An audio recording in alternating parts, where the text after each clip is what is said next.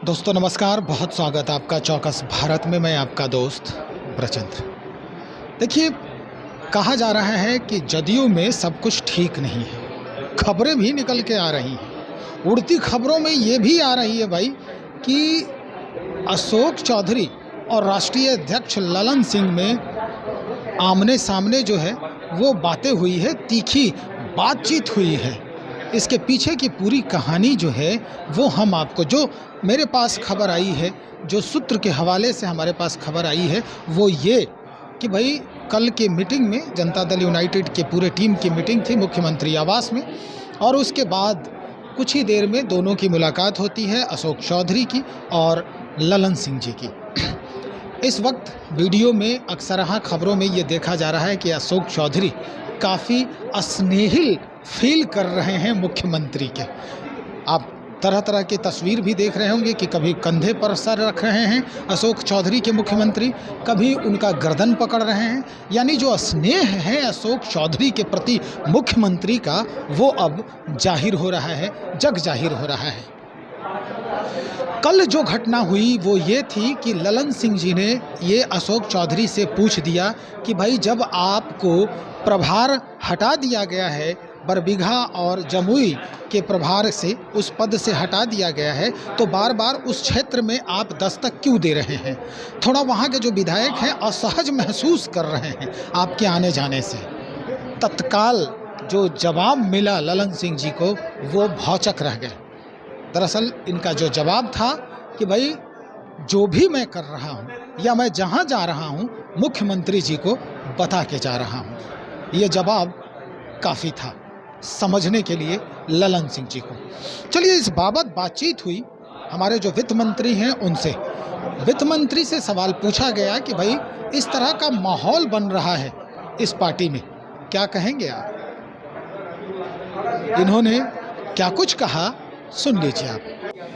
9:30 बजे आई है, लेकिन ऐसा देखा जा रहा है कि आज भी कई अधिकारी मंत्री उनके आने के बाद ही पहुंचे। क्या लग रहा है मुख्यमंत्री का ये एक्शन?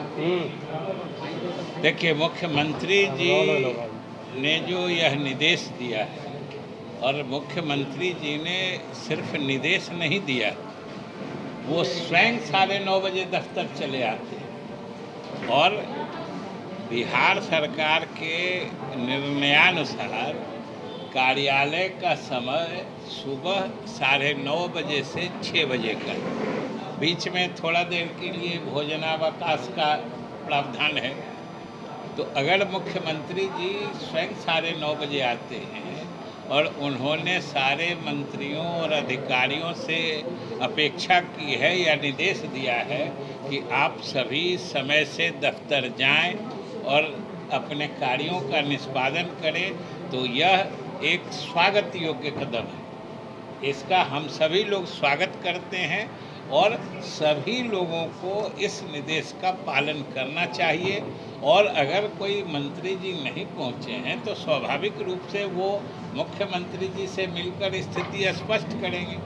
लेकिन उनका इस तरीके से सभी सचिवालयों में भ्रमण करके निरीक्षण करना, ये भी एक अच्छा संकेत है, और इस संकेत का अर्थ सभी मंत्री और अधिकारी समझते हैं। अभी एक कार्यक्रम में शामिल हुए थे थोड़ी देर पहले पशुपति पारा, उन्होंने कहा कि समय बलवान होता है, समय का इंतजार कीजिए। मुख्यमंत्री एनडीए में अगर आते हैं तो उनका स्वागत है। नीतीश कुमार के बारे में उन्होंने एक बड़ा बयान दिया। देखिए, ये तो उनकी भावना है, तो उस पर हमको क्या करना है? हम लोगों के तरफ से तो मुख्यमंत्री जी बता चुके हैं, कल ही बताए हैं, जो ऐसी कोई बात नहीं है। तो अब कोई आदमी कुछ बोलते हैं तो उसके बारे में ये उनकी भावना है, जो आ जाते हैं तो स्वागत है। तो ये तो सिर्फ और सिर्फ उनकी भावना है ना, इसको हकीकत सच्चाई से कुछ भी लेना देना नहीं। एनडीए के सहयोगी लगातार बोल रहे हैं, मांझी जी को है, अपने कुछ सभा बोल रहे हैं, बारिश भी हो रही है कि नीति नहीं, ये अगर एनडीए के सभी सहयोगी कह रहे हैं या चाह रहे हैं, तो ये तो हमारे मुख्यमंत्री के नेतृत्व की विश्वसनीयता है कि सब लोग उनको अपनी तरफ चाहते हैं। लेकिन मुख्यमंत्री या जदयू किधर रहेगा इसका फैसला तो जदयू और मुख्यमंत्री न करेंगे। और उनका फैसला जो है वो बार बार कह चुके हैं, जो उनका फैसला है महागठबंधन में रहने का। लेकिन कारण लोग कंफर्टेबल नहीं है मुख्यमंत्री जी। अनकंफर्टेबल कहाँ से दिखते हैं? संयोजक नहीं बन पाए ना। कहाँ के संयोजक नहीं बन पाए? इंडिया गठबंधन कहा था, नहीं बन पा रहा है। किसने कहा था कि वो संयोजक बनना चाहते हैं? आप ही उठाते हैं, आप ही मिटाते हैं और उठा मिटा के दर्शकों का मनोरंजन करते रहते हैं। तो मनोरंजन वाले समाचार की विश्वसनीयता क्या है? मनोरंजन वाले समाचार की विश्वसनीयता कुछ थोड़े होती है। अब आपको भी भर दिन चैनल चलाना है, अरे कुछ चलाइएगा नहीं तो दर्शक को लटपटा के रखिएगा कैसे?